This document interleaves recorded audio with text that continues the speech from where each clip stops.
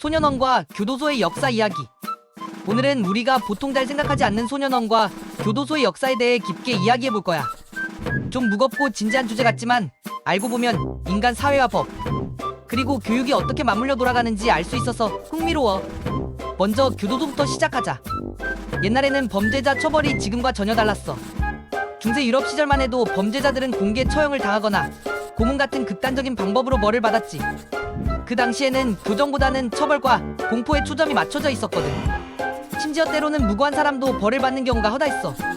그런데 18세기 후반에 이르러 특히 계몽주의 시대를 지나면서 생각이 바뀌기 시작했어. 인간도 변할 수 있다, 범죄자도 인간이라는 인식이 퍼지면서 처벌보다는 교화와 사회 복귀에 더 무게를 두는 근대 교도소가 등장했지. 이 시기에 영국에서 펜던턴 감옥 같은 교도소가 세워졌는데, 여기선 완벽한 규율과 독방 수감, 노동 등을 통해 죄인을 변화시키려고 했어. 근데 교도소가 중요하게 생각한 건 자기 성찰이었어. 외부와 완전히 분리된 공간에서 조용히 자신의 죄를 되돌아보고 교화 프로그램과 노동으로 자신을 다듬는 거지.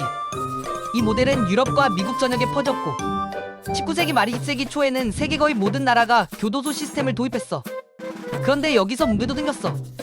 완벽한 독방 감금이 오히려 죄수들의 정신건강에 악영향을 끼친다는 연구가 나오면서 이후에는 점차 인권 개념이 들어가 교도소 환경 개선과 재활 프로그램이 강화됐지. 자, 이제 소년원 이야기를 해보자. 소년원은 교도소와 비슷하지만 미성년 범죄자를 다루는 특별한 공간이야. 과거에는 어린이들도 어른들과 함께 감옥에 들어가서 끔찍한 환경 속에서 자라거나 더 나쁜 영향을 받는 일이 많았어. 이걸 막기 위해 19세기 중반부터 영국과 미국에서 소년 전용 보호시설이 생기기 시작했어.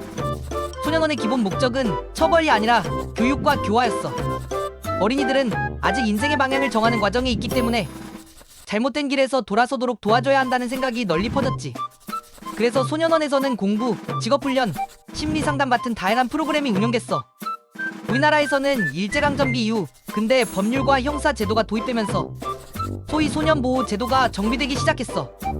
해방 후 산업화와 도시화가 진행되면서 소년 범죄 문제가 대두됐고, 이에 대응해 소년원이 체계적으로 확립됐지. 특히 1970년 1980년대에는 소년원 내 교육과 직업훈련 프로그램이 크게 발전했어. 하지만 소년원 역시 문제에서 자유롭지 못했어. 시설 내 폭력 문제, 인권 침해, 사회와 경희된 환경으로 인한 재범률 문제 등이 끊임없이 지적됐지. 그래서 최근에는 심리치료, 가족상담, 지역사회 연계 등 재활 중심의 맞춤형 관리가 강조되고 있어.